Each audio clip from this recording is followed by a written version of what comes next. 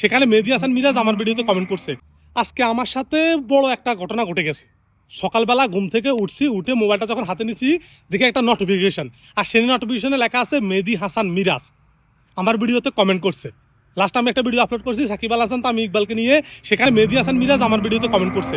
আমি তো পুরো অবাক হয়ে গেছি যে আমার মতো ছোট্ট একজন ক্রিয়েটারকে মেহেদী হাসান মিরাজের মতো একজন ক্রিকেটার কমেন্ট করবে, জীবনও ভাবতে পারেনি।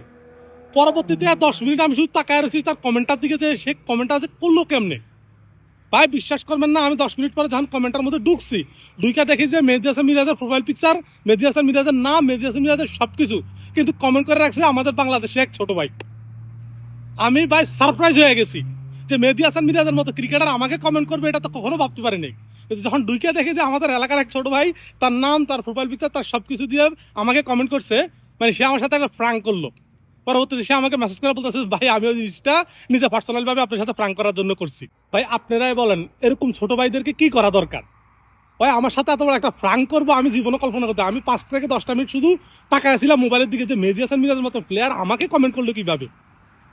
অবশ্যই আপনারা কমেন্ট করে জানাবেন ছোট ভাইয়ের সাথে কি করা দরকার। ধন্যবাদ।